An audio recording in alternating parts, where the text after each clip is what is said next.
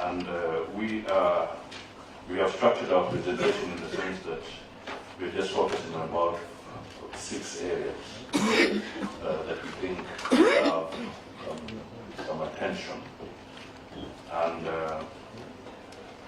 I'd like to emphasize is that this is not all that can be said, that we are trying to focus on areas that we believe require special attention. So, Chairman, from the onset, I'd like to thank the steering committee on the implementation of the Building Bridges to a United Kenya Task Force report, for giving us as ANC party time during this validation forum to express ourselves on the BBI Task Force report. As Amani National Congress Party, we support the BBI objective of building bridges to a united Kenya in which we move from blood ties to a nation of ideas. This is the dream that the founding fathers of our country had in mind when they coined the national anthem. However, I note that there are few challenges which the BBI process has encountered that must be addressed if it is to gain the confidence of Kenyans and achieve broad consensus.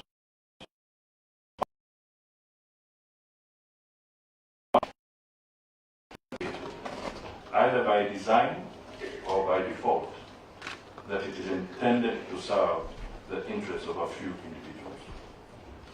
It is important, therefore, that the committee reassures Kenyans that this process will be inclusive and ensure that the voice of Wanjiku, Mwenda, Akin, Nafula, Boke, Fatuma, Akai, Kinjal, Uroda, Atiang, Nikorote, Nasirian, and Chebet are heard.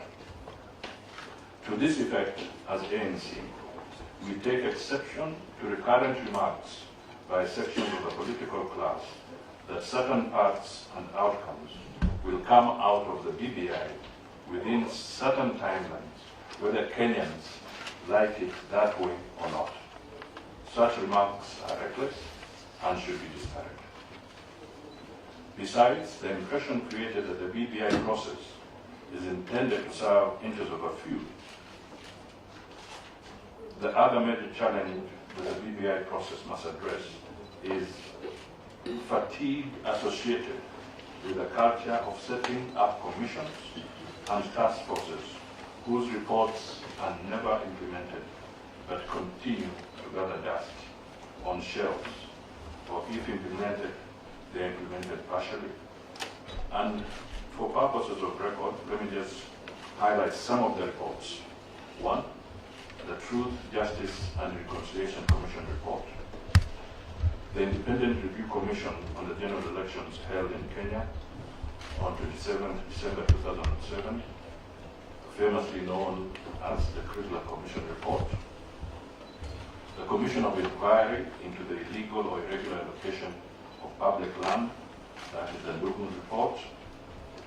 Report of the Judicial Commission of Inquiry into tribal clashes in Kenya, known as the Akiumi Commission Inquiry Report. Report of the Parliamentary Select Committee to investigate ethnic clashes in western and other parts of Kenya in 1992, famously known as the Kiliku Report. And the Commission of Inquiry into Post-Election Violence, famously known as the Waki Commission Report. So, we ask ourselves this fundamental question. Will the BBI reports suffer the same fate? Kenya's biggest challenge is not lack of sufficient reports, but a leadership deficit in which there is no political will and commitment to implement the reports of commissions of inquiries, committees, and task forces. The public must reach a place where it holds its leaders accountable. Although the BBI conversation is partly a result of the quest for electoral justice, no effort has been made to revamp IEBC to make it strong and truly independent. As presently constituted, IEBC lacks the capacity and the necessary autonomy to run its affairs as an independent body. For example, even with the simple task of procuring its election materials and technology, it has to go through the executive. Having laid the foundation, allow me to make substantive submissions on the BBI report and our position as a party. My presentation is structured under 5 thematic areas, namely electoral justice, peace and cohesion, the economy, environment and climate change, and governance. So let me start with the issue of electoral justice. Amani National Congress supports the principle of one man, one vote, and the equality of that vote. In order to achieve electoral justice in Kenya, we must be deliberate about making IEBC autonomous and truly independent, and with sufficient capacity to discharge her functions. Towards this end, there are other recommendations, such as obtained in the curricular report, but allow me to state key interventions that are needed. 1, provide adequate funding to IEBC to ensure that it performs its constitutional obligations, just like other commissions. The funding of IEBC should be drawn directly from the consolidated fund to avoid executive mischief. 2, hold IEBC accountable in its mandate, especially of continuous voter and civic education. This will clarify expectations, diffuse suspicions, and empower the voter to effectively carry out their civic duty. 3, the composition and size of IEBC should be drawn from qualified Kenyans with the requisite competencies and command the trust of Kenyans to deliver on free, fair, and credible elections. 4, IEBC must be compelled to publish full election results within the election petition period as a measure. This includes the total number of registered voters, votes cast in favor of each candidate, spoiled votes, and other details that are usually not readily available. Let me move to the issue of peace and cohesion. Durable peace does not come automatically, but it is a product of social, economic, cultural, political, environmental, and religious justice. In order to achieve this, we propose the following. 1, deal with impunity in which the rule of law has collapsed and people have become a law unto themselves without the restraining fear of consequences. Address the democracy deficit by ensuring that we do not build one bridge as we destroy others. Basically, we must not create an impression that you're bringing one community on board and at the same time evicting another community. Put closure to our painful past and use the lessons learned to build a stronger future for all of us. We cannot continue to dwell on the past. The future awaits us. Let me come to the issue of the economy. And I will pose some rhetorical questions that are very fundamental. Is the economy working for Kenyans? Is it creating jobs for the Kenyan youth? Is it encouraging the farmer? Is the tax regime in Kenya fair to the common wananchi? These and many others questions are the ones that need to be answered if we are to achieve shared prosperity. Let me flag a few issues. 1, public debt management. ANC is gravely concerned that with the country's state of debt. This is the highest and most burdensome debt book in our history since independence, and it is almost unmanageable. There is an urgent need to re-examine our debt portfolio with a view of renegotiating the terms to favorable repayment terms. The relationship between the National Treasury and the Public Debt Management Office as it stands today is incestuous. The latter ought to have a sense of independence and autonomy in the management of public debts and report to the public through Parliament on national debts, but under the current dispensation, this is not happening. It is half-hearted. So what do we propose as ANC? We propose that there should be the establishment of an independent public debt management authority with clear objects and functions, chief of which shall be managing public debt at national and county government levels.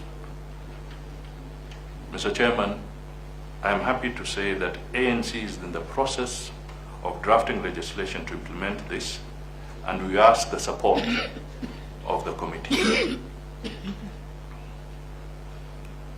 2, we should put in place proper disclosure mechanisms where members of the public are periodically, perhaps even religiously, informed on the state of public debt, the loan agreements, the terms of the loan, and the state of the loan. All these continue to be shrouded in secrecy. And I'm sure all of you are now aware our public debt is running into trillions of Kenya shillings. It has serious implications. Let me say something about the tax regime. ANC strongly feels that the tax regime has become punitive, extractive, and non-responsive to spurring economic growth and job creation. This is fueled partly by corruption and the burdensome public debt I've talked about. As ANC, we recommend that the government should take deliberate steps in putting in place strategies for expanding the tax base, commensurate with the growth of the economy. 2, addressing the ease of doing business so that the economy can grow on a continuous basis. 3, wastage, corruption, and wastage in government. One of the main threats to an economy that works for all is corruption. Unfortunately, the fight against corruption has been hampered by weak institutional framework and lack of political goodwill. In order to address corruption, we propose the following. Ensure adequate funding to the judiciary and investigative offices and the offices of the prosecutor and other related officers. Conduct continuous and random lifestyle audits. 3, strengthen the asset recovery mechanisms so that there is immediate but just seizure of any wealth that is not consistent with public declarations when returns are filed. This will improve the accuracy and quality of those returns. Mr. Chairman, let me just highlight, when we talk of the judiciary, for instance, you look at the numbers, maybe you've had access to them. We are having cases, and I'm sure there are lawyers here like Paul Mwangi, where if you have an issue as a land case today, and you went to the land, the bench that deals with the land matters, they're likely to give you your hearing date or your mention date in the year 2021. Because you want to handle some land matter for your client. Now, this is a crisis. Land is an integral part of our economy. So if somebody who has a dispute or has an issue with a land matter, maybe the bank wants to have it as collateral and so forth, but you're being told we can have your first hearing in 2021. What are we telling Kenyans? These are very serious issues, and they need to be addressed. That is why people are committing suicide on some of these. Let me focus again on an issue that it just needs re-emphasizing because it already exists within the context of our Constitution. Youth and job creation. Article 55 of the Constitution of Kenya states that the state shall take measures including affirmative action programs to ensure that the youth have access to relevant education and trainings, have opportunity to associate, to be represented and participate in political, social, economic and other spheres of life, access to employment, and are protected from harmful cultural practices. Mr. Chairman, this is an area that needs to be properly activated. We keep on hearing of funds, one after the other, the youth fund, the women fund, and so forth. But at the end of the day, you still find that access to these funds is still not within the reach of the young people. This is something that needs to be seriously addressed. And these are what you might call administrative and policy-oriented aspects. They may not necessarily, some may require additional legislation, but they need to be actualized. So we propose that the government enhances its programs of attachment and internship policy through the National Industrial Training Authority to prepare the youths for the job market. The government initiates partnerships with the private sector to maximize opportunities for youth through deliberate incentives. This could be even some tax support programs to allow companies to employ. If you employ a certain number of young people, maybe there can be a tax benefit that can be developed to allow more companies to benefit from that tax and in the process to employ more young people.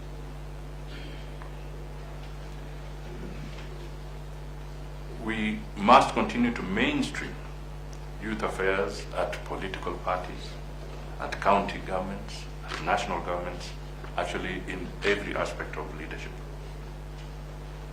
We must also continue to nurture entrepreneurship among the youth. Mr. Chairman, it is disheartening when many graduates had been turned into border service providers. I'm not saying that there should be no transport at that level, but when you come across a graduate of physics, a graduate of mathematics, a graduate of chemistry, doing nothing else but actually on a border, it is very disheartening.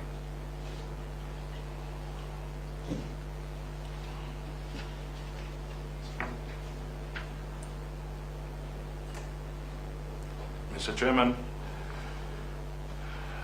Kenya's economy is largely agro-based, and there is need to ensure that the farmer is put at the center of all policy and strategy decisions. As ANC, we propose the following. The collapsed agro-processing industries ought to be revived and supported to protect the livelihoods of ordinary Kenyans. I'll give some examples, but I'm not limiting myself to that. We should not limit ourselves to that. But let's take the sugar industry as an example. This sector has been the major source of livelihood for about 25% of Kenya's populations, either directly or indirectly. Some of the sugarcane factories that need attention include Chemelil, Mohoroni, Soni, Mumias, Nzoia. In order to support the sector, some of the following steps need to be listed. I'll highlight one or two of them. Take deliberate steps to zone catchment areas for various public sugarcane factories, together with tracking systems and databases to be shared so that we institute penalties for those who engage in sugar poaching. And we have seen it has migrated from sugar. It used to be in coffee poaching, whether it was poaching from Uganda through Chepkube, or what happened to the coffee industry in the central Kenya region. Now it came to poaching of sugarcane. We have now seen that poaching of tea is beginning to grow. So clearly something is amiss, and it's beginning to destroy our agricultural sector. Some of the debts will require to be written off to support these farmers. It makes no sense that we as Kenyans will subsidize power purchase agreements for people who are making us pay for electricity at very high levels because we are trying to subsidize them, and we run away from subsidizing our farmers. When we look at our power bills, you ask yourself, are you living in a factory or are you living in a residence? Has it ever occurred to you it is because we are being made to subsidize power purchase agreements? A few people are making the kill, but we shy away from subsidizing the Kenyan farmer.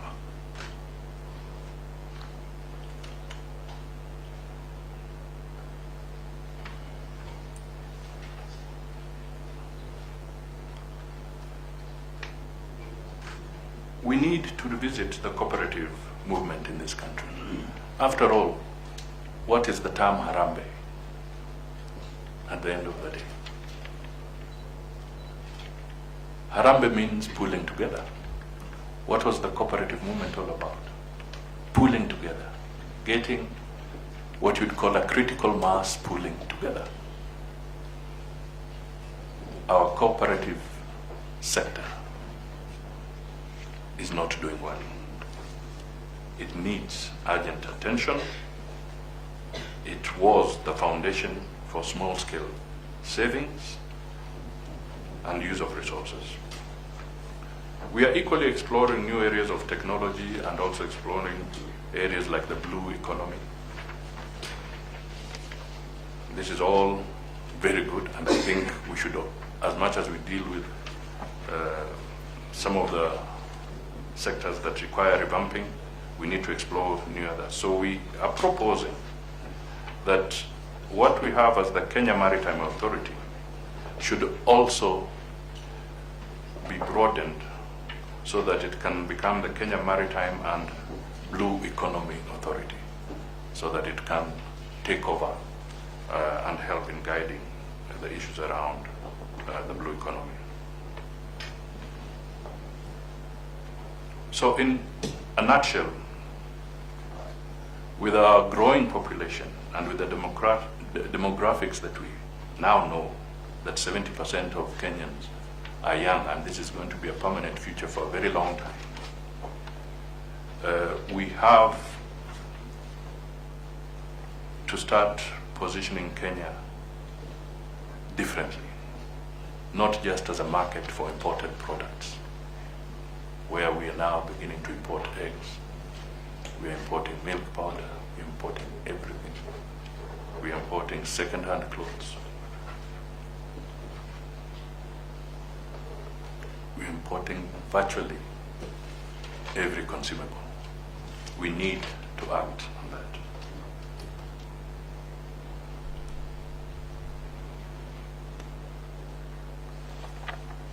We support the BBI report for actually emphasizing that more resources should be dedicated to development. And to do this, painful decisions will have to be taken. As I have said, some mega projects will have to be shelved for some time, because the ratio in terms of what we have is something to worry about in terms of what we collect and what we propose, or what we have been presenting as budgets to spend. We have been living a lie for a very long time. We are very clear that it would be important that when we look at regional blocks, and I'll say a little more to it when I come to governance, we should stick to those regional blocks as just that, regional economic blocks. Let's not try and create other bureaucracies around this. Creating economic synergies is a dynamic process, and we need to encourage a situation where that happens and not try and create another burden on the taxpayer in this. Let me speak briefly to the fifth aspect, and then I'll go to the last one. The environment and climate change. Mr. Chairman, if you talk of shared prosperity, as you have done in your BBI report, page 69, under chapter 7, we are now very clear that climate change is real. Kenya is a country facing huge threats to its economic well-being as a result of climate change. Climate change has resulted in the interruption of individual and community livelihoods and economic downturns. This in turn is hampering inclusive economic growth and fueling social and political instability to resource conflicts and increasing conflicts on resources.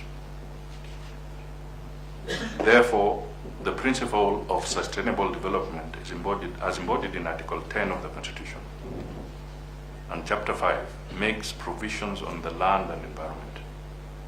We need to see serious activation in this area to secure the future of the Kenyan people. For instance, we propose the development of a comprehensive framework for the realization of sustainable development in Kenya that ensures that the country effectively mitigates and adopts the realities of climate change. We propose the development of a comprehensive policy and legislative framework. If it is there, it needs to be strengthened, that facilitates comprehensive measures in climate change adaptation and mitigation. Enforce environmental protection laws, especially in the face of rapid urbanization. It's by sheer coincidence, this is our proposal, but when you look at the headlines in the last few days, you look at what is happening in Lake Victoria, you look at what is happening in other areas, we are in a crisis. Rural areas are becoming rapidly urban, and there's a serious gap between that change, that shift, and what we are doing to deal with environmental issues. It is a crisis. We propose that a proper environmental fund be set up to marshal resources towards environmental protection. This would include conservation of key water towers, increasing forest cover, and keeping the environment.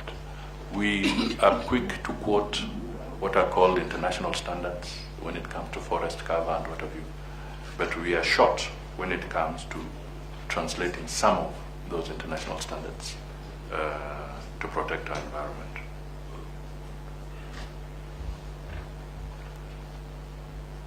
Mr. Chairman, let me come to the final component, governance. This is the one that looks easy on political platforms because there are so many experts on matters of governance.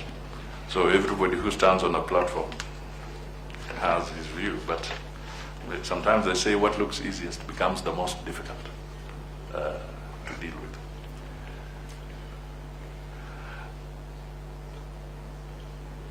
Let me address myself to what we might call the proposed system of government.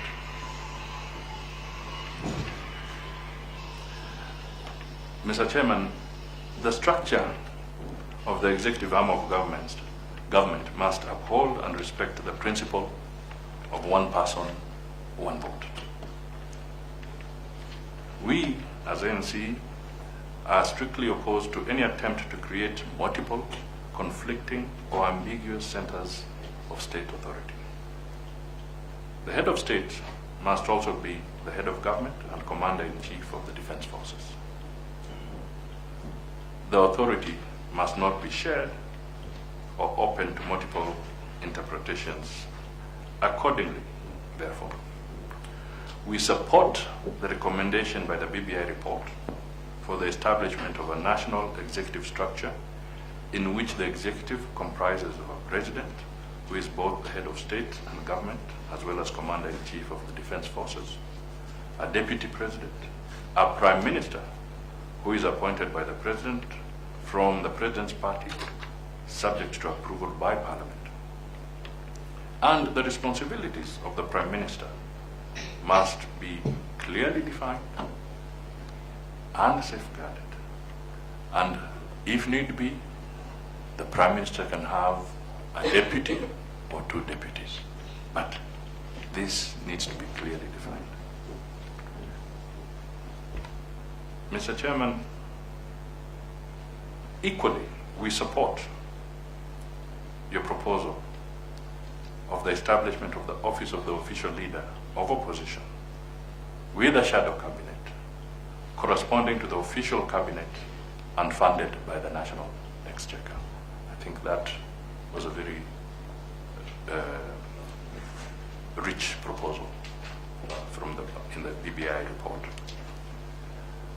Now, I want to say something about what I've just said, because there's been talk about how good the grand coalition government was.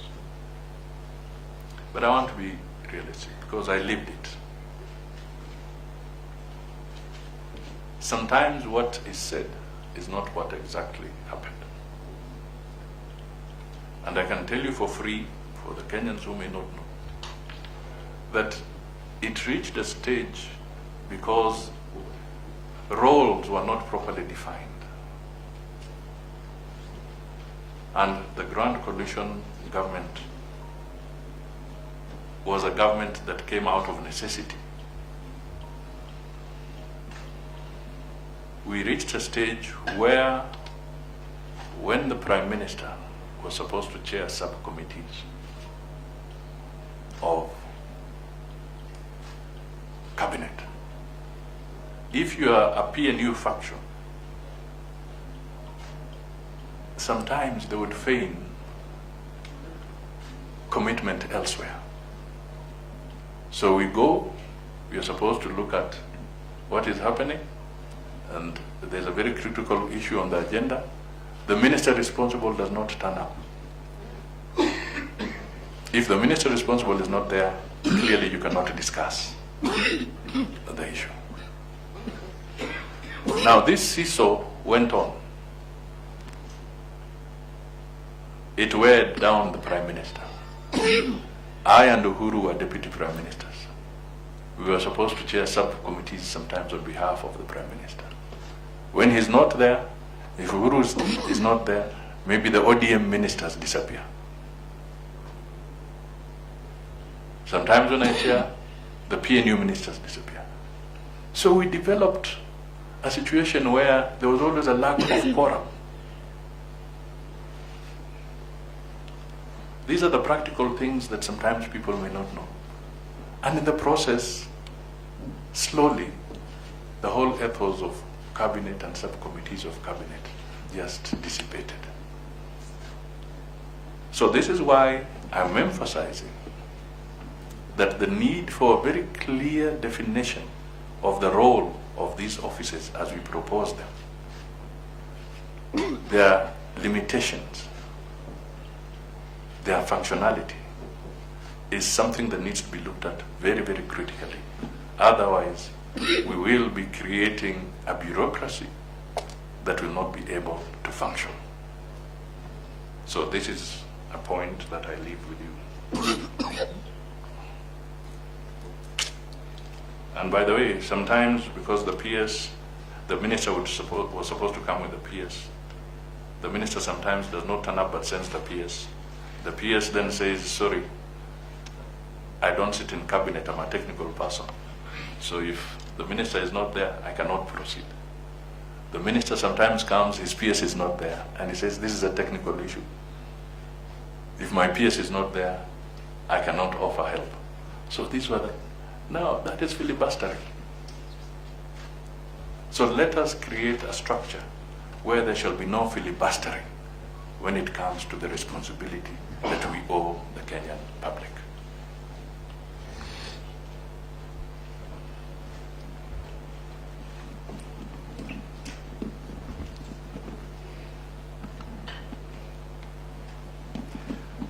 Mr. Chairman, I want to, I'm getting closer to the end. I want to state that as ANC, we fully support your proposal that the 47 counties remain as they are.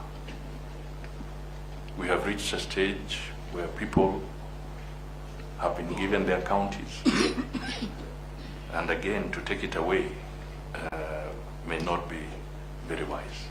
Let us develop mechanisms of enhancing efficiency going forward, but let us not take away the counties as they are.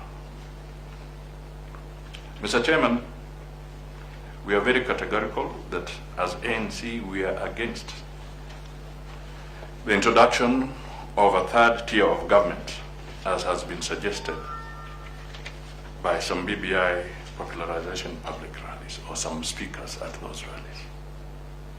We cannot afford to burden Kenyans with another tier of government.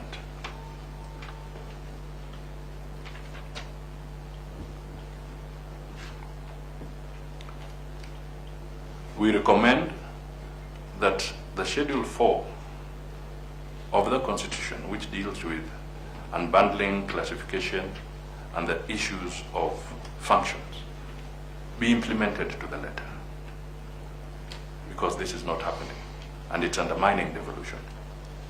One such example is in education, where functions such as infrastructure in both primary and secondary schools, such as classrooms, labs, toilets, and teachers' houses, should be assigned to county governments. We also want to emphasize that we should entrench the principle of funds follow functions. We note that while this principle has been inscribed in the Constitution of Kenya, 2010, it has not always been adhered to.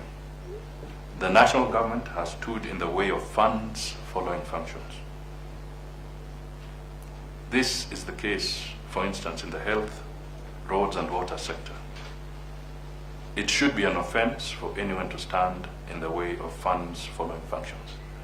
And ladies and gentlemen of the steering committee, it may be interesting for you to note that the budget of the Ministry of Health at the national government continues to grow, and yet functions of health are supposed to be devolved. These are very interesting contradictions. And this is why we are having serious controversies about procurement in the Ministry of Health. Right at the national level, there are a lot of issues now before the Senate committee and others, and the Public Accounts Committee about procurement, because the national government does not want to let go in accordance with the Constitution. So who is benefiting from this procurement that is being retained at the center?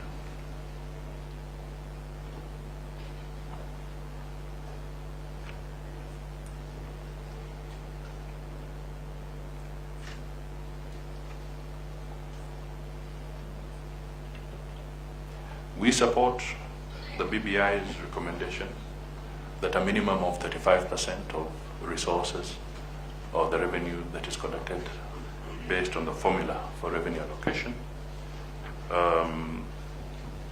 It is now stands at a minimum of 15%, but it's logical that this be upped, and in the BBI report you make such a recommendation.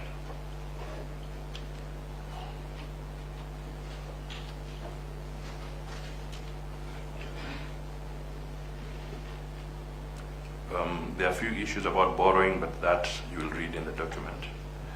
Let me come to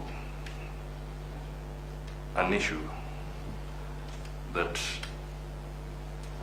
is perhaps going to be very interesting, but if it is not said and if it is not safeguarded, we may be putting the country into a precarious position. Term limits and security.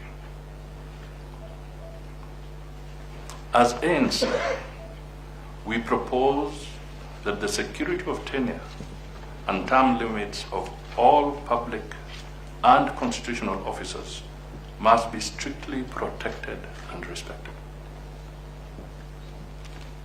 And Mr. Chairman, I will highlight a few, but not all.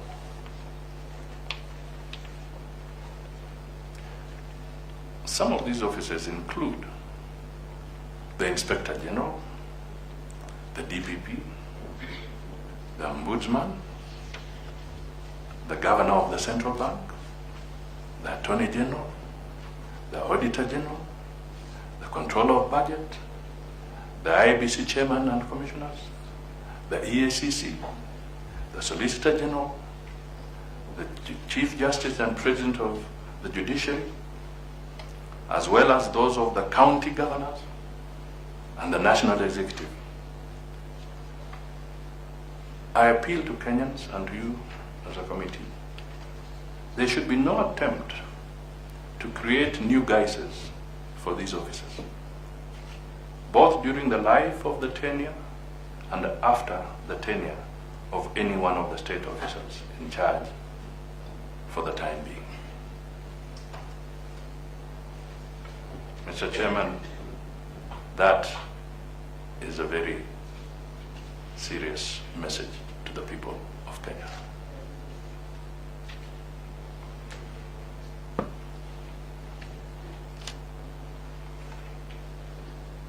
Let me come to the issue of gender issues.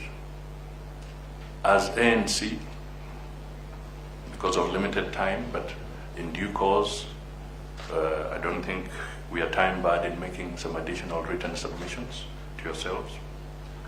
As ANC, we recommend that the gains made by women and persons with disabilities should be enhanced.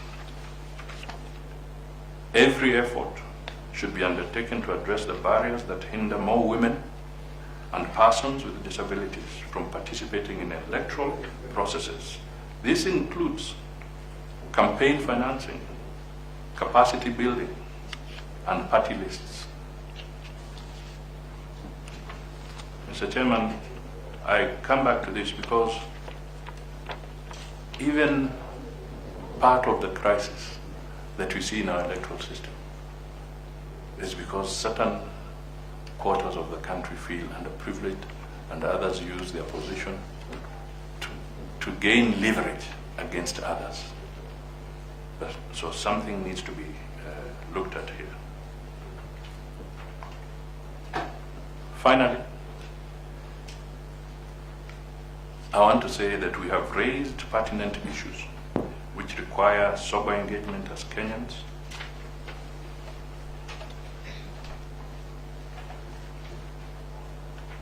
And we should identify a trajectory of transformation in which we build bridges to a united Kenya,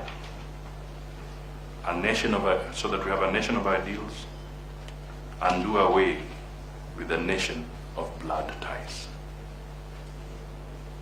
Mr. Chairman, we rest our case as ANC, and we say thank you for according us your ears.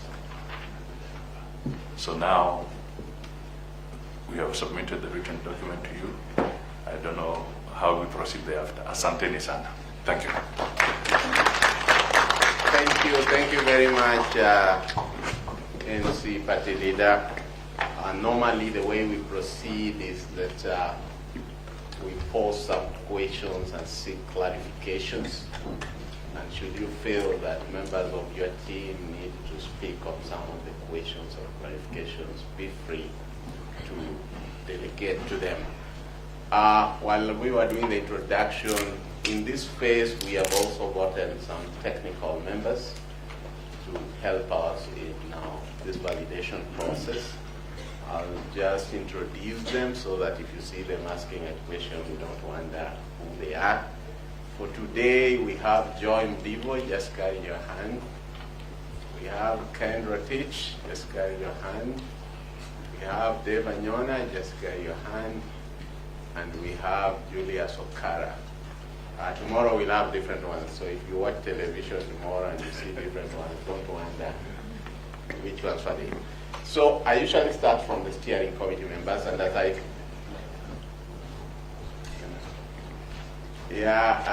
Honorable Mama Sugu from Samburu came while you were presenting. Just carry your hand.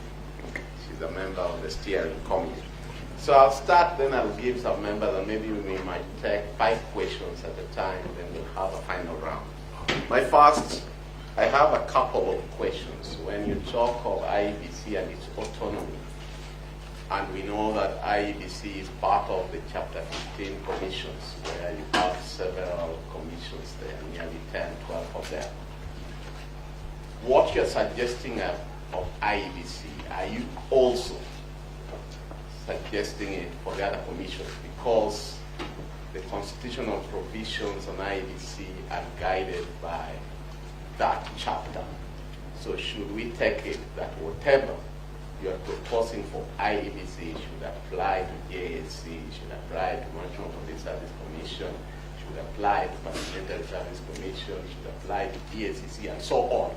We might want a clarification on that. Number 2 is just to correct one thing in your paper, especially page 12, where you are talking of us having recommended regional governments at 4.4. I think that's not right. What you stated 4.5 in terms of creating a regulatory framework for the regional blocks. That's what is in our report. So that should just be corrected. Number 3, that I thought we should seek a clarification from you. You have just stated that from your practical experience in the coalition government, that you have given us a live example of how chairing those committee meetings was an issue because of the divide in that coalition government. You have gone ahead again and stated that the Prime Minister should be appointed from the President's party. Given your experience in the coalition government, let's use the same example. If the Prime Minister was to be appointed, if that was to replicate itself in the 2022 elections, let's say, what happened in 2007, where the party with the majority didn't have the presidency, and you are appointing the Prime Minister from the President's party, and the opposition has the majority, and this Prime Minister from the President's party has to be approved by Parliament. Would the same practical example you're talking about happen, that the majority opposition party would keep on not approving the President's appointee if the 207 was to replicate itself? Maybe you can just give us a clarification how you would deal with such a situation, given that you have recommended that the Prime Minister must come from the President's party, irrespective of whether the President's party has the majority in Parliament, yet has to be approved by Parliament. So, Paul? I think mine is more to seek your political advice on 3 things. One, on page 6, you talk of supporting the principle of one man and one vote. and the quality of that vote. And during the time we went round, we met various regions that said that they were underrepresented. If we were to cure that, how would we cure that without either having to diminish the representation of those who are considered overrepresented, or without having to add constituencies in order to increase the representation of those who feel underrepresented? If we were to ensure that there was actually one, is it possible to ensure that there is one man, one vote without having to diminish or increase constituencies? And from your political experience, is it possible where we are now in Kenya today to increase constituencies, increase the number of representation in the houses? Secondly, on the issue of the economy, in our report we had talked about revolutionizing the economy, and we said that the economy that we have now is not going to work, and it's not helping us. When it comes to agriculture, is it possible to totally revolutionize agriculture? For instance, there are people who have thought that we possibly need to stop planting sugar or planting maize and possibly go to other crops. Do you think that's politically possible? Should we possibly move from sugar to palm oil, and possibly move from maize to nuts and other indigenous foods, and possibly even for cash crops? Is it possible to possibly move into cash crops that would possibly be more relevant now, like pyrethrum or cotton? Thirdly, I was going to touch on what Vice Chair has also talked about in respect of governance. But I'm wondering whether you said from the President's party as distinguished from whether it was a statement against appointment from the majority party. So that it's how would it work when the person comes from a President's party where that party is the minority. And I served as the legal advisor to the Prime Minister at that time, and I did see firsthand a lot of that, what you're talking about, where the technical civil service that is appointed from the President's side appears to be the mainstream civil service, while the President that serves a Prime Minister who has come from a majority party that is not in government appears to be the peripheral civil service, and those conflicts continue throughout. So that is the argument against having a Prime Minister who is not from the President's party. But the argument against the Prime Minister from the President's party is that when they're in the minority, then they cannot work in Parliament. So how politically do we resolve that problem? Bishop Njenga? Those are many. The last one, then you. Oh, okay. Then we Thank you, Chair. Honorable Musalia, I'll raise 2 points. They are not weighted, but I really feel you should make a clarification there. One is, again, following on the economy. Our economy is agroeconomy. And you talked about support of sugar, cotton, maize, you name it. And you know that for a long time, including the time you yourself were in the realm of leadership in this country, we had the support of the parastatals where it became an endless pit. Putting money there, it being taken out, misused, mishandled, dished out at wish. And I didn't hear you link it to the cartels, which we have talked about in our report, which could go to a certain extent into the destruction of the money you put there, which is gobbled, and therefore it becomes a wastage. I wonder what you have critically to say about that, because we have heard it, we have seen it, we have gone through it, we know it. Number two, we are touching on our first century of governance. And we were never meant to invent the wheel. And I like the way you talked about the bureaucratic model.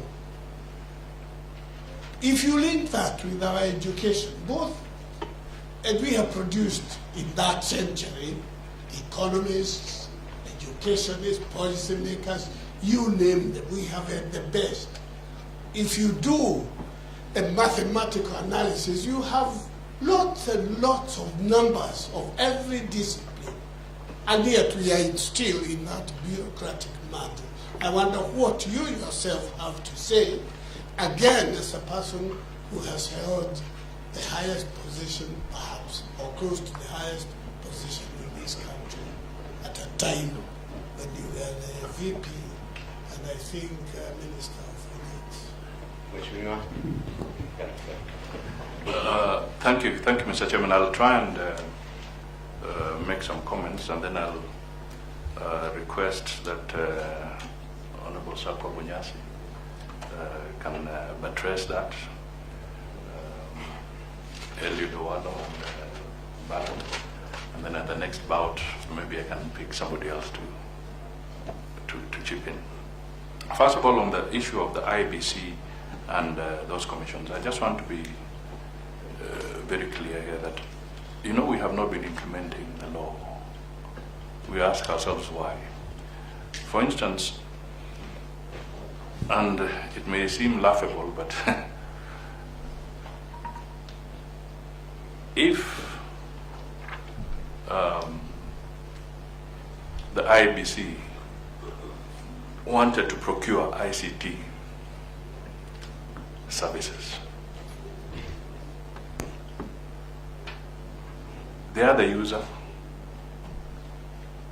but they will be told to secure ICT facilities, you will have to go through the Ministry of ICT. Can you tell me what happens in that chain?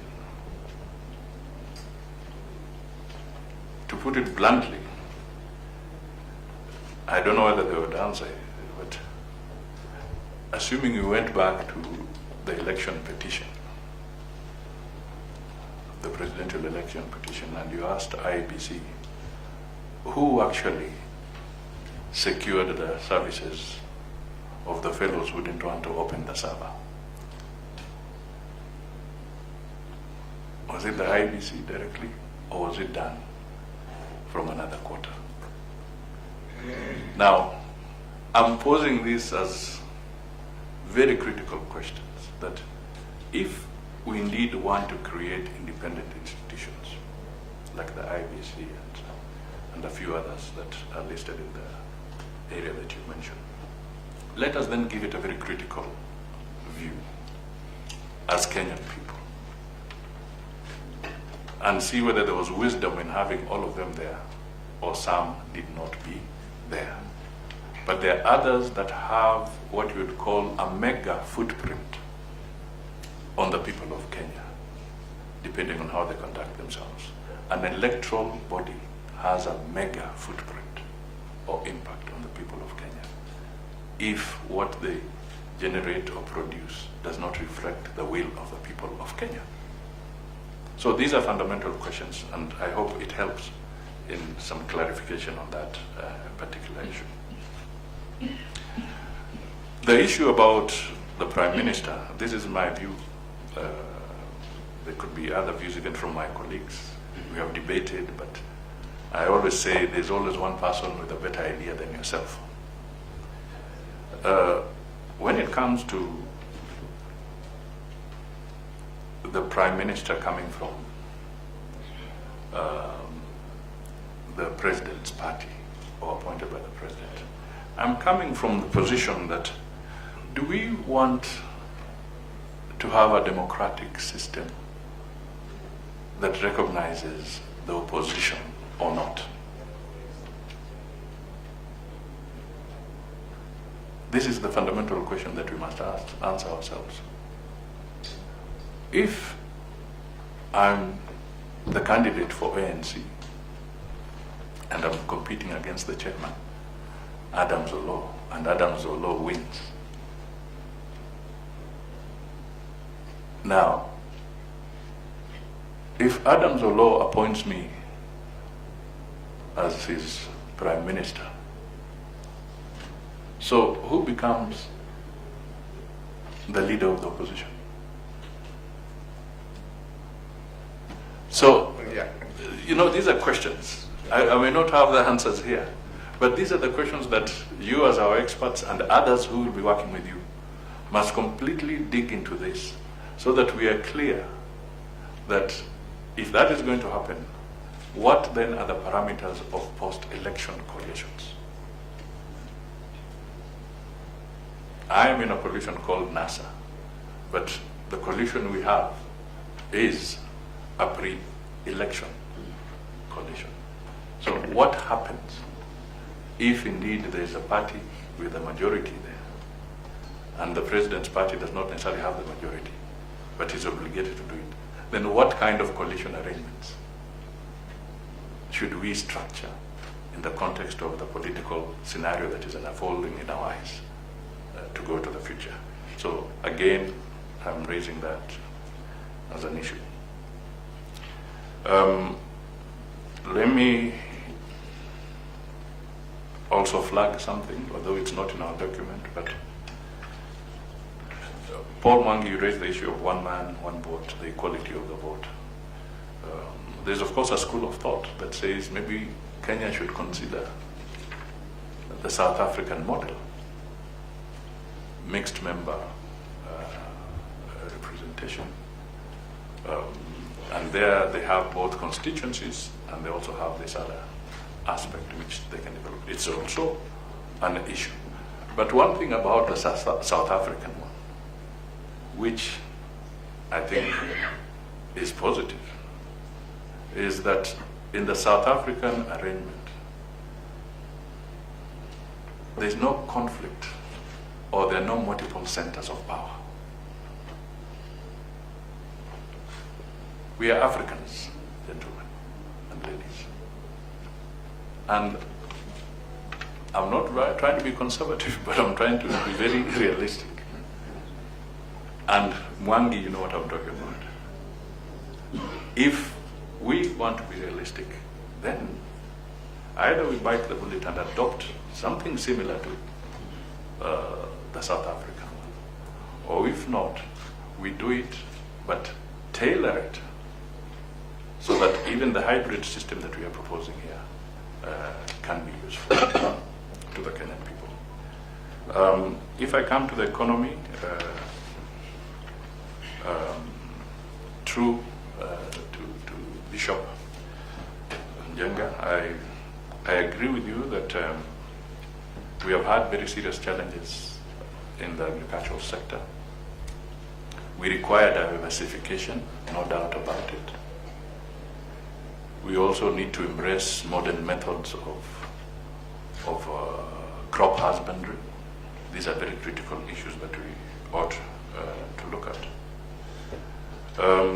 But I would want to say that we should not run away from sugar because macadamia has come or so forth. That should be really an economic decision.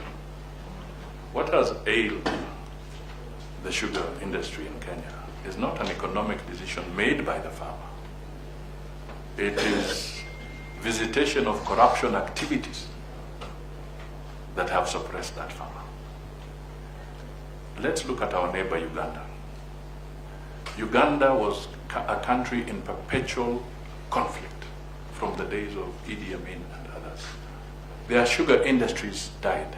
Kakira sugar industry died, and the other sugar industries they had there. So for years, Uganda had no sugar, could not produce sugar, had no sugar farms. The reality is that Kakira sugar factory is now producing sugar from a completely devastated nation and economy, a war-ravaged economy. They're producing sugar and now even exporting sugar to us. So my point here is that the tragedy in the sugar industry, in the coffee industry, and what is going into the tea industry and others that is beginning to cause havoc is more of what you'd call disjointed policy implementation and corruption, cartels that you have highlighted very accurately that are beginning to hunt. So there's nothing wrong in having some parastatals dedicated to some of these sectors. When you go to the sugar industry, when you had the Sugar Development Levy Fund, it was dedicated to sugar and it would fund sugar, research and so forth. Since we went into this other amorphous body, the big one, we have a problem in the agricultural sector. We had coffee research funded by proceeds from coffee, dedicated to coffee. We are having problems in conducting research. In fact, the only agricultural entity that is funding its own research is actually tea, as we speak at this point in time. So that may need a revisitation.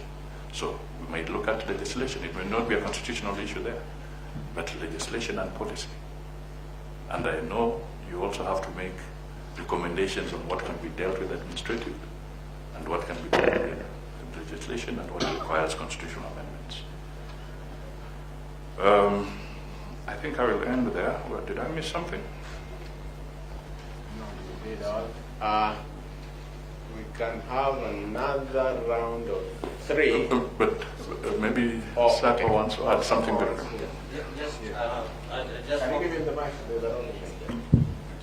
I'll just focus on issues related to agriculture, economic growth, and that kind of management. We have been dismissive, for example, of some crops like sugarcane. We have gone to sleep about crops like maize. We almost think we should diversify out of them. We have had such problems in coffee. People have begun to think that, coffee, maybe because of labor costs and other reasons, we are going to have any impact on that. But I think that these are decisions that are being made quickly, hastily. When we know that when one crop or line of activity ceases to make a return, farmers should transition out of it, for example. But transitions need to be managed and supported on the supply chain, not simple interventions at one node, but on the supply chain. And when you do that, it happens in all countries, even developed countries today. You do that, then you facilitate that transitioning, and farmers will go into it or not go into it, depending on whether it pays or not. Two, I think a very clear case is they need to link these actions, these micro actions along the value chain with trade. And I think it's most clear to us in maize how we import at high cost when farmers can't even get shelter to keep their maize within the maize growing zones and so on. I think it's usually a scandal almost every other year, if not every year. Those are deliberate mistakes that should in fact be, I would say, that macro crimes that we commit, but because it's normally the establishment or people with power that do that, nobody ever puts them before a court of law and so on. We can't manage these transitions. Even when we liberalize, parastatals don't become irrelevant. They should change their roles as parastatals, not to frustrate the private sector, but to guard. For example, there may be distributional issues when you allow free enterprise. Who gains, who loses in terms of demographics or regions? Parastatals can help to point to what areas and how to stabilize them. So I think that the management of the economy should go back like we were, I would say, in the golden era of Kenya in the 1970s when planning was producing results. I think now it's free for all and for all for personal gain. And we shall not grow unless the agricultural sector grows. unless the natural resource base is expanded, like the blue economy, for example. If we ignore how to use those natural resources, we can't grow. We can't be a Japan. Japan became what it is because of the need to stabilize them after the Second War. And they had their goods entering the US market completely unhindered, a huge market, and Europe. And it was a required acceptance of Japanese goods to help them get out of mischief. So we can't use that model of rapid growth without a strong national resource base. We have a resource base, and I think my party leader's position is that we should go back to sane economic management to be able to help this country. Why don't you answer with the rest which will come so that we No, just before we move away from this point, I want to say something about the proposed third tier. Now, it is important, Mr. Chairman, to emphasize that the rationale for the establishment of the regional economic blocks is to enable them exploit their full potential based on the comparative advantages by coming together so that they enjoy economies of scale and also maximize the utilization of shared resources. There is no lacuna in the administrative setup of the county governments as they exist today. So the argument should not be that the counties are two smaller entities that we need to manage them from a higher level by the creation of the third tier level of government. Eliud, you are answering to something that is not in our report. Yeah, I'm just responding. Because we are validating our report. No, it's an emerging issue which you can't wish away, because that's the argument which is being advanced in political rallies today. And we can't wish it away because it will creep into your initial report, or it will come in as a new suggestion before you come up with your final report. So it is important that we look at it from that context. So the rationale is not that we need to create or manage the counties from a higher level. If you are going to create regional government, it's basically a duplicity of effort, because the county governments are already coming together in the form of regional economic blocks. What we should be addressing, as you correctly put it in your report, is to have an enabling policy and regulatory framework to facilitate operationalization of the regional economic blocks, not to create a third tier of government through the proposed regional governments. And just for your information, and I'm sure you are aware of this, the perception in the public domain is that this third tier government is being advanced to take care of the interest of governors who are serving their second terms. Just to pose a question, what are we about to reward these governors for bad governance? I mean, at the expense of the taxpayer, it's mind-boggling, actually. So that's one issue. Then another issue we need to look at, the fundamental principle on the basis of which this steering committee and its predecessor, the task force, was anchored, was the issue of perhaps lack of inclusivity. We need to widen our understanding and context of inclusivity so that we don't just look at it from the issue of the executive. That if we widen the executive and accommodate 3-4 individuals from perhaps those 3-4 communities, then we have got inclusivity. No.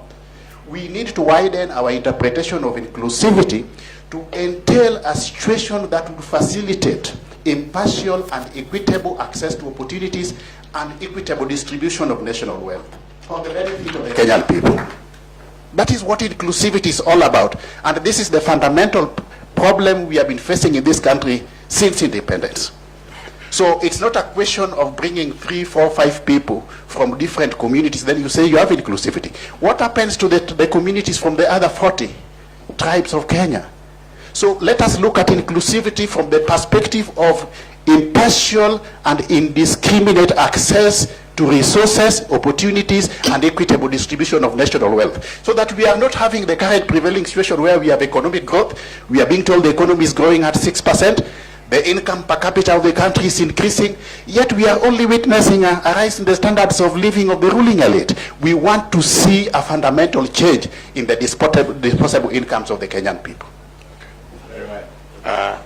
We go for the last 3 or 4 questions, but let me recognize the presence of Honorable Jeremiah Kioni. I know, or I presume, that you are here because you had a committee related to these matters, but I also know that you are once a running mate of Honorable Mudavadi. But I don't think you have defected, but I recognize your presence. We shall have another 3 questions. Let's start with Archbishop, then Attorney General Emeritus, Florence, Ken, and Joy. Those, and we finish. Make it very brisk because we are running out of time. I listened carefully to your suggestion around corruption. But what you stated mainly was that there was a wastage in government. And to me, from what the last speaker is saying, we need to have positive ways of approaching finance and the wealth of this country. In a positive way, you can show us in which both the revenues of the country, the resources of this country, the investment from international donors and World Bank and this, are put together kwanda wananchi are able to say, yes, now that we are leaving corruption, we are moving towards now sustainability, and think also when people gets in there or a law or nekesa, whatever you want to call it. So I think that it's very important for me to see this corruption, is from your explanation. I really feel that you should have given us more of the ways and means in which now we can positively get away from corruption. Because from what we know, the economic country has billions and billions and billions which have been wasted. And they agree with it. But how do we turn these billions and billions now to come to be for the development of every citizen? And that is inclusivity. Attorney General Emeritus. Thank you very much. We welcome you to this steering committee, and I personally am very happy you have come, because it does appear that quite a number of your ideas are ideas which are already in our report. Just one or 2 questions. You state that you are in the process of drafting legislation to implement the Independent Public Debt Management Authority. What are the timelines for that? Number 2, the issue that has been raised by Owalo, the issue of inclusivity. My own perception, personal, is that if our current constitution was properly implemented, letter and spirit, then the issue of inclusion will not be there, because we have more than 16 sections in the constitution which say that in the cabinet must reflect the affairs of Kenya, in the armed forces must reflect the affairs of Kenya, and devolution, of course, is there to ensure that everybody benefits from inclusive, economic resources and so on. So it is there, which leads me to what the party leader said, some deficit. People do not trust the government, that the government will implement these things, which leads me to what Archbishop here is talking about, the national ethos. I would want to hear more from you on how we can create a national ethos in this country, under which the constitution and the legislation can be implemented, not just the letter but also the spirit, because it appears to me that may be an answer to most of the problems that we are having today, lack of implementation of what is already there. 3, IEBC. You state at paragraph 2.3. 2.3. Quite rightly so, that the composition and the size of IEBC should be drawn from qualified Kenyans with the requisite competencies that command the trust of Kenyans. Now, the issue, as far as I can see, which we really have to address, and we would like to have your opinion on this, is how are these Kenyans to be found and to be appointed. We have tried a system of public advertising. People apply, they're interviewed by a panel of drawn from various sectors of the society, religious organizations, lawyers, whatnot, and so on. But we have not succeeded. We have also, after independence, really, the president was appointing. But he was not just appointing out of the blue. I know as a fact that in 1992, the president appointed from the nominees of political parties. And how he did that, he did not just appoint anybody. He told political parties that I want your list of nominees, just from whom I can choose your list of nominees who fit a certain criteria, a criteria of not being a political activist, not being a partisan, not holding a position in a political party, but nominees whom you feel have the integrity and have the wherewithal to be able to deliver fairness, and that people also trust them. And let me tell you, when all these political parties then in the opposition submitted their nominees to me, and each one of them, Matiba submitted, Jaramogi Odinga submitted, Mwai Kibaki submitted, and so on. It was so easy for President Moi to appoint names. We just looked at those names which were common in all the lists, and there were 4 names which were common in all those lists, and we just appointed those, and we never had any problem after that, as far as that particular issue is concerned. So the issue to me is, we would like to know from your other political party, ANC, I mean, which method can we use to have those type of people on the commission? Not people who would go there to fight for ANC, but people who would be there taking into account the wider interests of the community. The last one is the issue of, as you have rightly stated, the multiple centers of power. I believe that when we crafted the Prime Minister and we said that the Prime Minister can be sacked by the President subject to the approval of Parliament and so on, it was a way of not having 2 centers of one in the presidency and another one in the Prime Minister. Because, as you rightly stated, we must always have one center of power, particularly in the African way of governance. Now, my question to you, we don't have to answer it, by the way. You can think about it, is this: should we also apply the same criteria that we apply to the Prime Minister? Should that also be applied to the Deputy President? Because I've had now some feeling people saying that because of the system that now exists, it appears that the Deputy President can also be a center of power, particularly when the President is serving a second term, and that should be avoided. Do you think it's a problem, or should we leave it the way it is? You cannot stop an Attorney General that has served for 20 years. But the rest, one question each. Florence, 1. Joy, 1. Ken, 1. Ask two because you are a steering committee member. Allow me to state that I do not wish for answers now, so I can ask my 3 questions. The first one is closely related to the question by the monitors, and that's to do with, I would like to hear Honorable Commissioner's position or guidelines on how, as a country, we can enforce the rule of law and end impunity.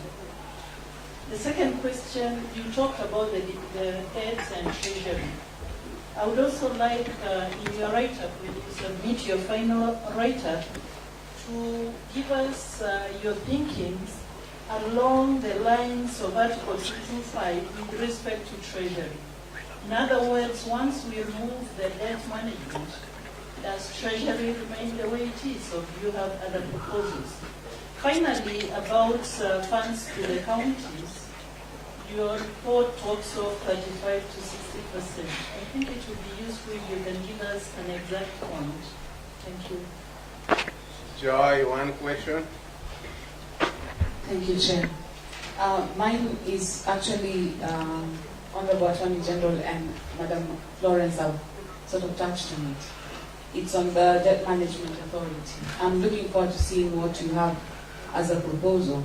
But I would like to find out how you intend on going around the perennial issue of authorities still being beholden to the National Assembly. As it is, the National Assembly is the one with the responsibility to check the excesses of the executive. And it is upon them to also pass laws, for example, regarding the debt ceiling. And we have seen that the National Assembly is failing in its duty. Would we not be better served in trying to find a way to get the National Assembly to play its oversight role for which it has been instituted, rather than creating an authority which will still need funds and facilitation from the same National Assembly for it to execute its mandate? How are we going to manage the dynamics of having some people who are outside the National Assembly, beholden to the National Assembly, carrying out a function that's supposed to be primarily the National Assembly's? Ken? Thank you, Chair. My question is just so I'm keen on seeing the proposal, how you going to place the PDMA and how you going to address the overall outlook of Treasury with management authority outside the Department of Debt Management in the CBJ. The party leader, that is a youth, so maybe that one you handle and you can delegate the others, because the youth constituency always wants to be addressed by the big men. I think these are very good questions, and they'll call for protracted debate. But in order to quickly help, I'll make a disclosure here on the issue of debt. I would like Sakwa Bunyasi to respond to that issue of public debt for very good reasons. He can pronounce why, but he's an economist. He has worked with the World Bank, apart from being an MP, so he's a treasury man. Over and above that, he's leading our initiative on matters of dealing with public debt. But please, you can expound on that, and then I'll come back to the other. Thank you, Chairman. I'm glad that there is going to be quite a bit of interest in the issues of public debt management. There are countries that have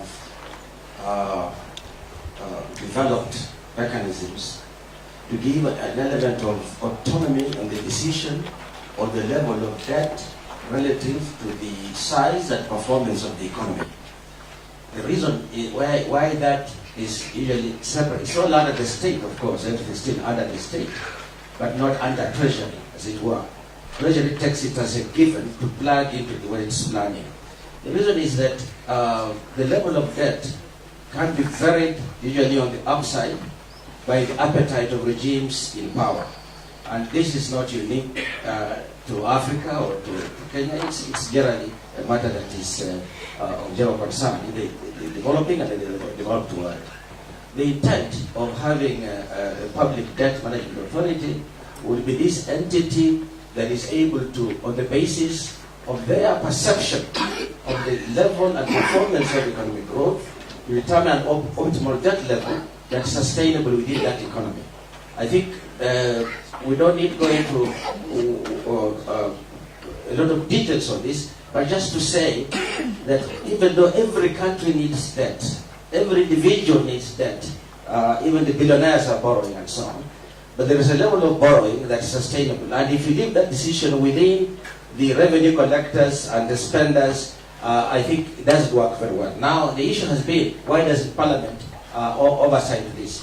Most of our debt has been created when the budget is approved. And as you know, in this country, we have reached a point where you think a big budget is a good thing, always. We even have shown examples of what's the size of the rest of the East African community combined relative to Kenya. And we come out proudly to say it's barely between half and 60% of it. Therefore, we are doing very well, very big economy. So these, I think, great passion in the pursuit of the size of debt to grow the economy in ways that you can sustain it is what needs to be managed. And we are working on proposals. We have looked at various examples. I'm not going to all those now. When we put them officially into the stream, it's going to be subject to a lot of debate and discussion. But I think it's extremely important that in respect of debt, which has the potential to damage the economy substantially, in ways that we only see when we face inflation, when we face issues of inability to pay both our medical expense, education, and our external debt service, for example. When our coffee earnings for export earnings that we would come in to support the rest of this economy are now devoted to monetizing the foreign exchange, that little which we have collected in order to pay debt, or borrowing from Tom to pay Peter. There are many, many factors that are critical. Now, this will not be out of control of the state, but it will be an institution within the state that supports the efforts that Treasury does by forcing the Treasury to make hard decisions on how and at what rate we grow our expenditures. KRA, for example, used to be a department inside the Treasury. Remember at one time? Now it's not quite independent, but it's quasi-autonomous. I think that there's room for further improvement there.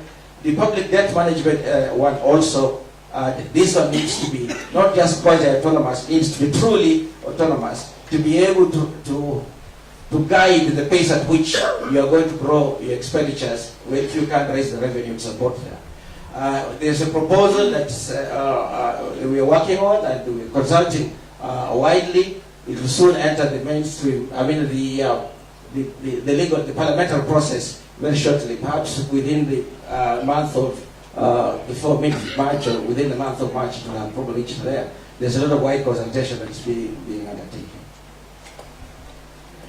Thank you. I'll request Barak to talk about national ethos. Thank you, Party Leader. Thank you, Mr. Chairman, and your distinguished panel. Ethos, Mr. Chairman, as we know, are a factor of education. Regardless that it is education that is institutionalized in the academies, or that it is education at the civic level, it is a matter of the kind of human being that we are trying to mold. It's not even something that we can legislate and prefecture through legislation. It's a question of how we make people think and feel about themselves. Progressively, we have evolved into a society that celebrates theft, grand larceny, which we euphemize as corruption. The role models that we are giving to our children today are about stealing. We wonder sometimes why children want to steal examinations, for example. It's basically because they know that the school system and the passage through the youthful stages of life is preparing them to graduate into a society where only thieves excel. And therefore, they might as well begin by demonstrating that they can steal that which is closest to them and which is an exam. When they have finished with that, they will come out and continue stealing. We must be able to migrate from that paradigm to a new paradigm that demonizes, as indeed it should, the culture of grand larceny, the culture of stealing. That we saw a research a few years ago that indicated that up to 65% of young people aged between 18 and 35 indicated that if they got the opportunity to steal, they would do so. And they thought there was nothing wrong with stealing. Now that is a fundamental problem. Why are people appointed into government today? People are appointed into government, number one, because they are homeboys and homegirls. But to be a homeboy and a homegirl is not good enough. You must also be corruption compliant. Otherwise, you don't qualify to be appointed just by the fact that you are a homeboy or a homegirl. So if you get there and you are not doing what you are supposed to be doing, they show you the door. The IEBC has got a fundamental job within its education division to continuously educate us on leadership qualities, on the kind of leader we want, on the kind of elected person that we want. We have had the question raised here, for example, about Parliament. And we have been asked, why do we want to migrate the question of debt management and monitoring from Parliament to another body? And it is true, and with most preponderant respect to legislation in Kenya and elsewhere in the world, that it is true that we also have people who may actually qualify to be called honorable criminals. That the quality of Parliament is very important. And you know, when we tried to come up with caveats about who can be allowed to contest for Parliament, Parliament itself watered that down in this country and removed all those caveats and all those hurdles. So we probably need another institution that is going to deal with that. And the cultural ethos, therefore, from another level, must be taken back to school, to the academies. The children must learn the pride of knowledge. Honorable Attorney General Emeritus knows that we went to school in days when there was a lot of satisfaction in just knowing, harvesting, gathering, storing, and processing knowledge from whichever sources, without bothering about whether the knowledge was going to make you a very rich person or not. We must get back to that. And so for the society, it goes back to IBC, continuous education, not this thing which they do in the last 2 weeks of the electoral period, and they say, oh, this is where to put your tick on the card. People would know that already. But do they know why they are electing leaders? It's a bigger question than that, but in footnote context, I think that could suffice for now. Thank you very much, Mr. Chairman. Okay. Thank you, Mr. Chairman. I think we are winding up. I just want to say that Attorney General Emeritus, you said some vital things, but we must also ponder if India, and I'm sure you have these examples with you and many others, if India with a voter base of almost 700 billion, not the overall population, but the voter base of about 700 million people, sorry, they have only 3 commissioners to conduct their election. Over these years, India has only maintained 3 commissioners. How many political parties do we have in India? We have hundreds. So who then appoints the commissioners in India? Those 3, how are they identified? Is it something we can borrow and figure out if India has got that kind of population? They have had elections for longer than us. They've had only 3 people conducting those elections. What are they doing that we cannot do? So that is an issue. So I'm also saying that it's not necessarily always correct that political parties would be the one to appoint, or parliamentary political parties should be the one to nominate. Because if India has more, what can we learn from them? The largest democracy. There's another issue you did raise about what happens when you are saddled as a leader with somebody either on your ticket or not on your ticket, but you're saddled with him and you're having a lot of challenges in dealing with the person. That's the fundamental question that we should ask, that what is the architecture that we require as a Kenyan people to be able to deal with these kind of concerns, without, of course, rubbishing the people who hold those offices. I think it's something that needs deeper reflection. And finally, to Archbishop Okoth, I think the issues you have raised around corruption are so deep. Some have been touched on by my colleagues here. But I keep on going back to the judiciary as an example.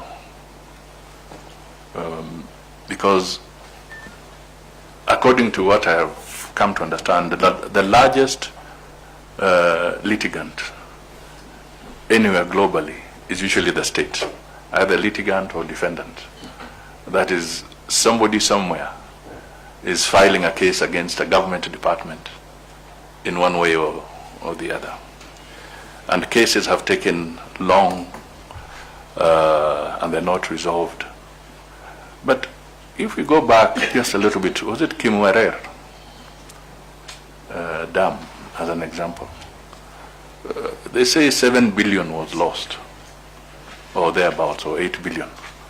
I can assure you, if you had given the judiciary 7 billion or 8 billion, by now they should have automated all their proceedings, so that we don't have to wait for all that time. Because justice delayed is justice denied.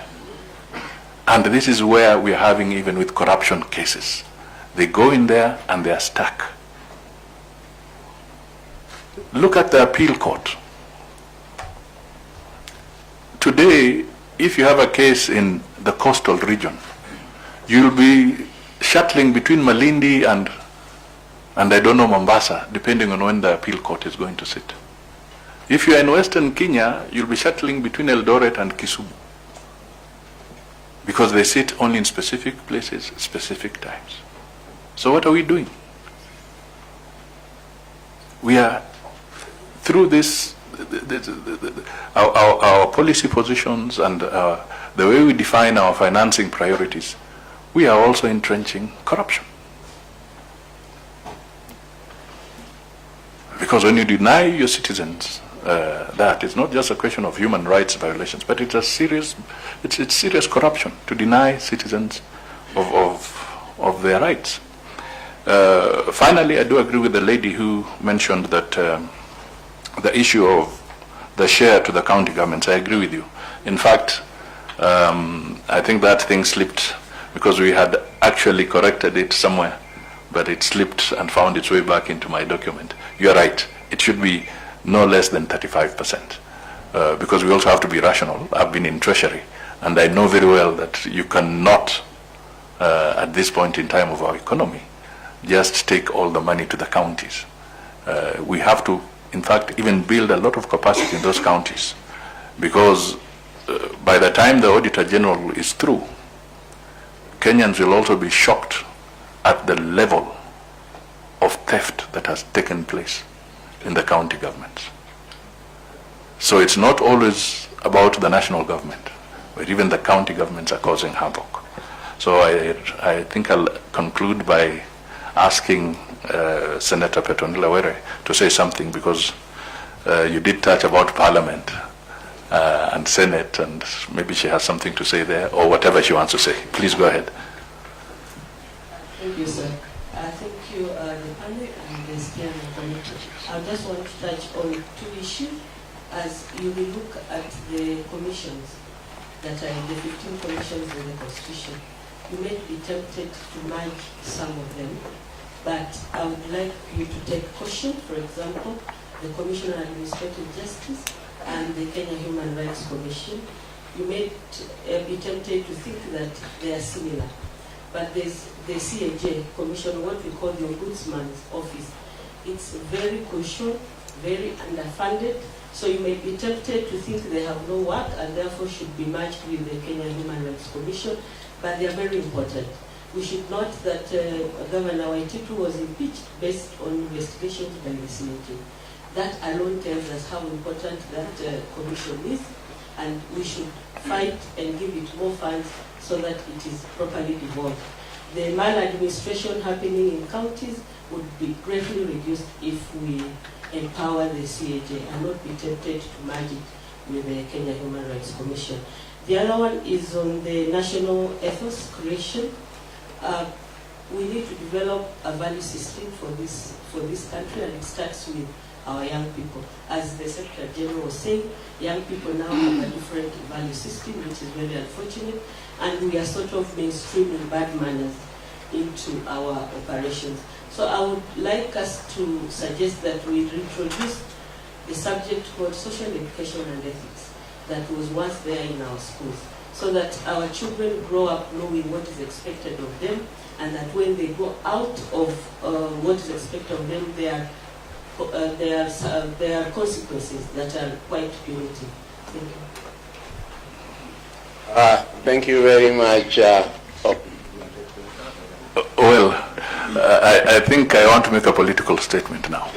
For the avoidance of doubt, all those people who have been imagining that ANC is against this initiative, forever hold your peace.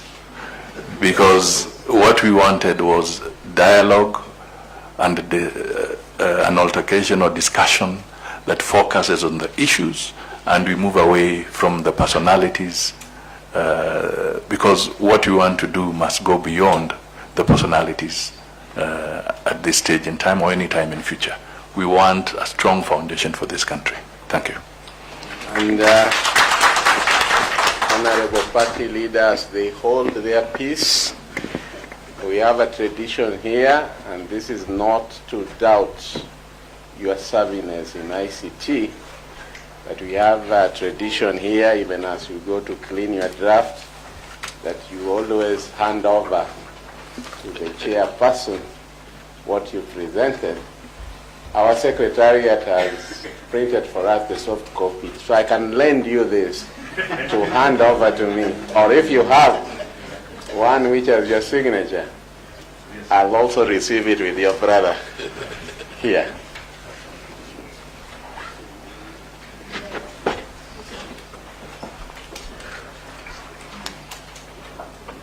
And as the party leader of ANC prepares, Kipra, get ready. We are not having any break. We want to finish everything now. So as ANC brings their presentation, Kipra, get ready.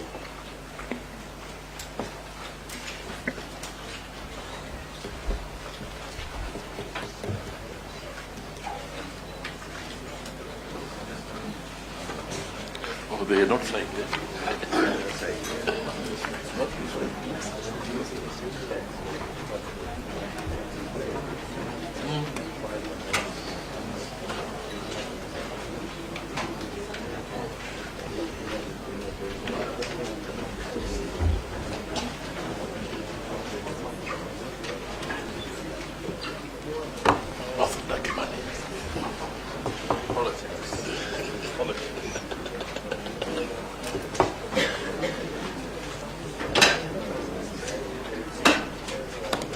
The other party leaders can also come like this, you know. This is much more. Cannot Mujoke is coming tomorrow? Yes.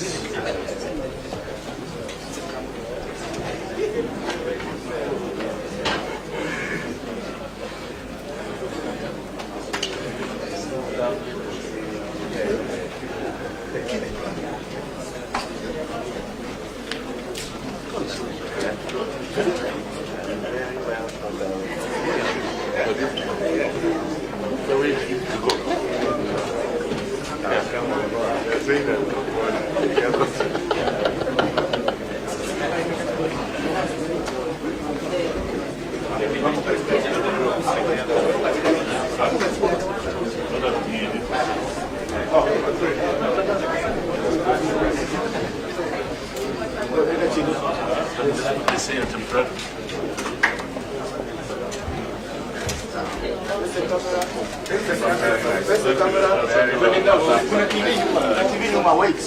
Go down.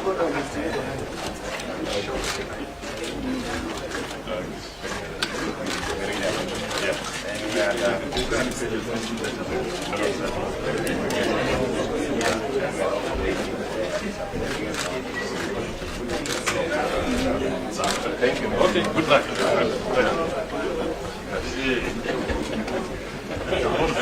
Just go on a bit of